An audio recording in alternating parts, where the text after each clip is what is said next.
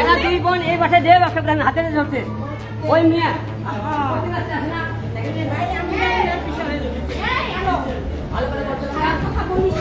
ভালো করে বলছিস না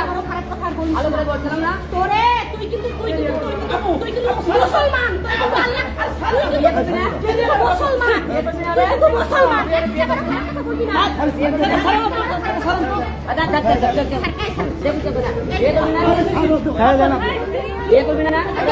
ভিডিও করতে